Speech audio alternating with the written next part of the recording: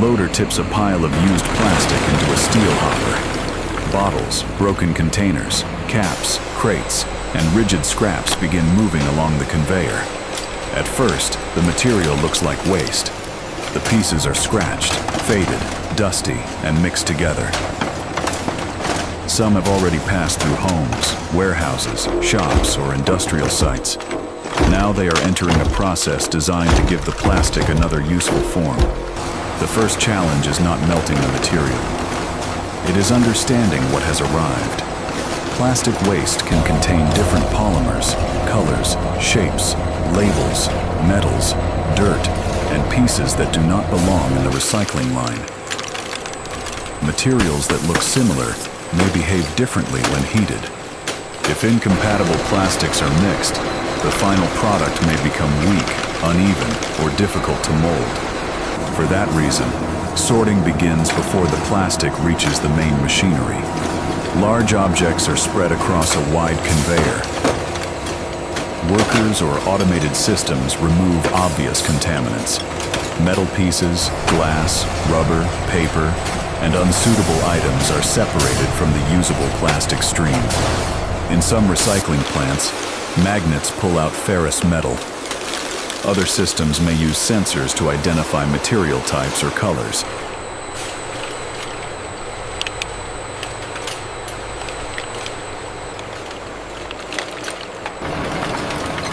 The exact method depends on the incoming waste and the product the factory intends to make. For storage crates, many production lines favor rigid plastic with properties suitable for repeated handling. But even the correct material still arrives in unpredictable shapes. A cracked container may be almost complete. A broken crate may have long ribs and sharp edges. Smaller scraps may be trapped inside larger objects. Before the material can be washed properly, it must become more uniform. The conveyor feeds the selected plastic into a heavy cutting chamber. Rotating blades catch the pieces and pull them inward. The plastic bends, cracks, and breaks into smaller fragments.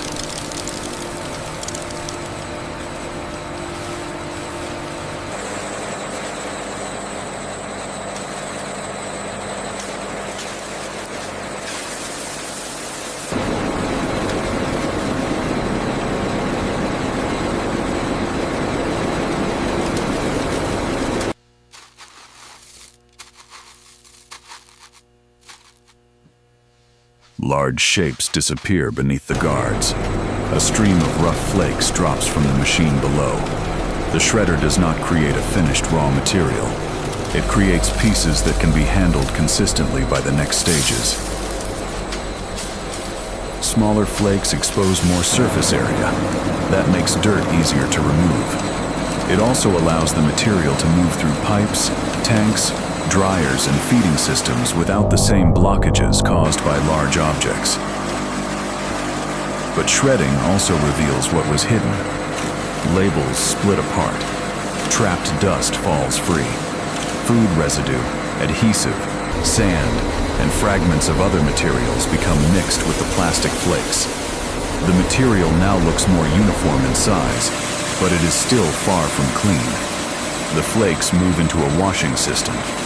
Water carries away loose dirt. Mechanical agitation separates material stuck to the plastic surface. Depending on the contamination, several washing stages may be used.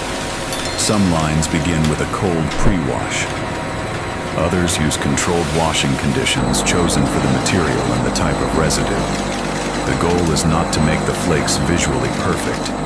The goal is to remove substances that could interfere with processing or weaken the new crate.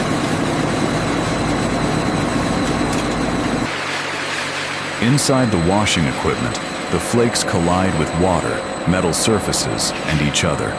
Paper labels soften and break apart. Dust becomes suspended in the water. Small contaminants pass through screens. Heavier unwanted particles may settle. Some lighter materials may float. These differences can help the factory separate one material from another. Yet separation is rarely absolute. The recycling line depends on repeated control points. Screens catch oversized pieces. Filters remove fine debris.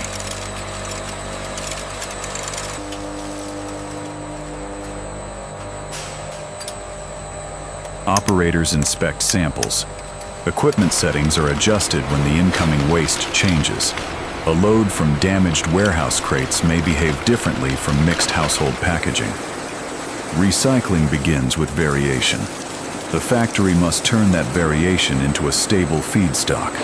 After washing, the flakes are wet. Water clings to every surface. It collects inside curved pieces and between thin fragments. That moisture must be reduced before the plastic enters high-temperature processing. Mechanical equipment removes part of the water first. The flakes may be spun, pressed, or moved through systems that separate water by force.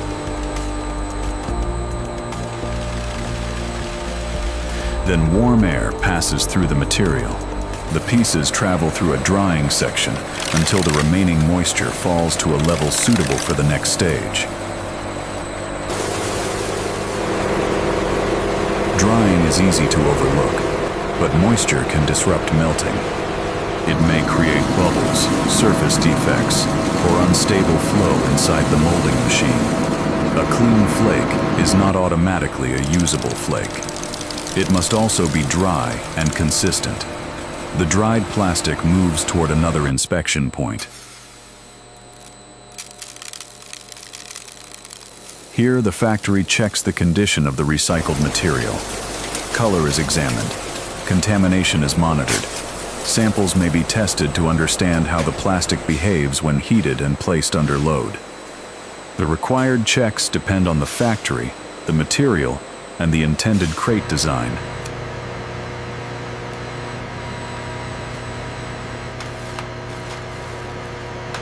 A storage crate must survive more than a single movement. It may be stacked, lifted, dragged, washed, dropped, or exposed to changing temperatures during use. The ribs, corners, handles, and base must work together.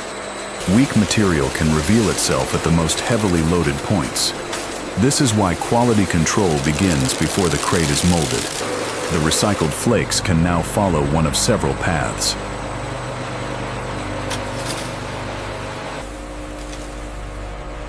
In some factories, they are sent directly into suitable processing equipment.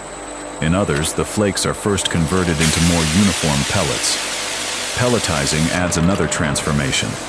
The flakes enter a heated barrel. A rotating screw pushes the material forward. Friction and controlled heat soften the plastic.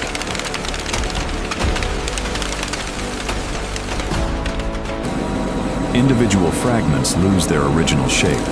They merge into a continuous molten flow. Screens inside the system help capture remaining solid contamination before it reaches the next stage.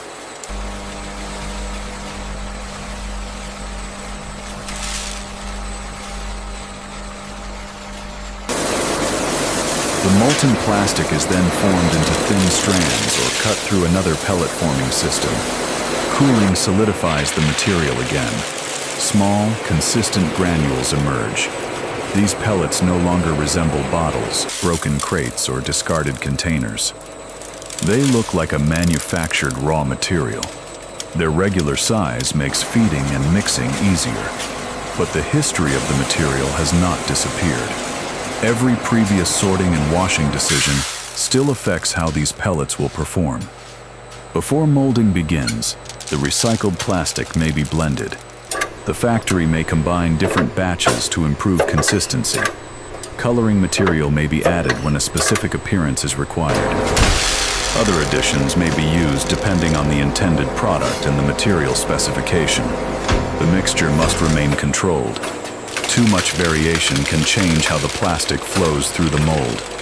It can also change how the finished crate bends or carries weight. A measured batch travels through pipes or hoppers toward the injection molding machine. This is where loose plastic becomes a solid object. Pellets drop into the machine's feed section. A screw begins turning inside the heated barrel.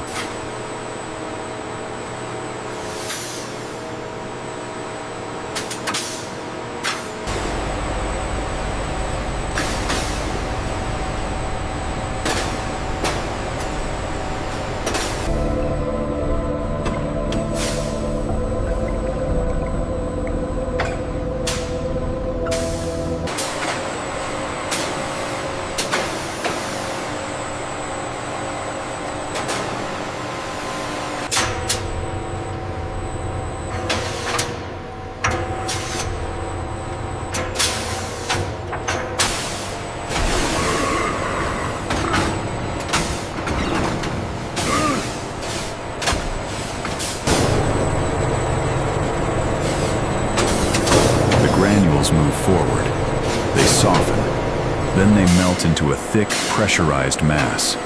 Ahead of the barrel, two large sections of a metal mold wait inside the clamping unit. The mold contains the negative shape of the crate. Its surfaces define the walls, base, openings, handles, corners, and reinforcing ribs. The details appear simple on the finished object. Inside the mold, they form a complex network of cavities and channels. The machine closes the mold. Clamping force holds the two halves together. The screw moves forward. Molten recycled plastic enters through the mold's feeding system. It spreads into the main walls. Then it reaches the thinner ribs and smaller details. The flow must reach every section before the plastic solidifies. If it stops too early, part of the crate may remain incomplete. If the process is unstable, the crate may develop weak joining lines, uneven surfaces, distortion, or excess material around the edges. The mold remains closed while cooling begins. Channels inside the tool carry heat away. The plastic changes from a pressurized melt into a rigid structure. This stage controls more than production speed. Cooling affects shape. Different sections of the crate can shrink at different rates. Thick corners may cool differently from thin walls. Long sides can bend if the process is not balanced. The machine waits until the crate can hold its form. Then the clamp opens. For the first time, the complete object becomes visible. Ejector mechanisms push it away from the mold surface. A robot or handling system removes the warm crate. The cycle begins again. Pellets feed forward. The mold closes. Plastic enters. Cooling starts. Another crate appears. The repeated motion can make the process look automatic and effortless. But the finished pieces still require inspection. A worker checks the edges. The handles are examined. The corners and base are observed for incomplete filling, cracks, deformation, or unwanted material. Openings must be clear. Stacking surfaces must align. The crate must sit evenly. Some defects can be seen immediately. Others only appear during testing. A crate may look correct but flex too much under load. A corner may contain a hidden weakness. A warped side may cause problems when crates are stacked together. Factories may use dimensional checks, loading tests, impact checks, or other inspections appropriate to the product. Not every crate passes. Rejected pieces do not always leave the factory as waste. Where the material and production controls allow, clean molding scrap can be ground again. Trimmings, startup material, or defective crates return to a smaller recycling loop inside the plant. They are reduced to flakes and blended back into future production under controlled conditions. This internal loop is different from processing unknown waste. The factory knows where the material came from. It knows how it was handled. Even so, the amount reused must remain consistent with the required product quality. Approved crates move toward finishing and storage. Some leave the molding machine almost complete. Others require small edges to be trimmed or surfaces to be cleaned. The crates are stacked in repeating columns. Their shape allows one unit to align with the next. A product that began as scattered waste now moves through the factory in ordered rows. The stacks are counted. They may be wrapped or secured for transport. A forklift lifts an entire group and carries it toward the warehouse. From there, the crates can return to farms, factories, distribution centers, workshops, or logistics networks. They may carry parts, produce, tools, or packaged goods. Their next use depends on their design. But the transformation is already clear. The factory has not simply melted old plastic. It has sorted uncertain material. It has removed contamination. It has controlled size, moisture, flow, cooling, and shape. Each machine solved a different problem. Each inspection protected the next stage. And each finished crate carries small traces of that chain, even when its previous form can no longer be recognized. At the far end of the warehouse, one crate is pulled from the stack. It is placed beneath a testing frame. A controlled load begins to descend toward its base. The sidewalls bend slightly. The corners hold. But the machine has not yet reached the force that will reveal whether this recycled plastic is ready for another long journey.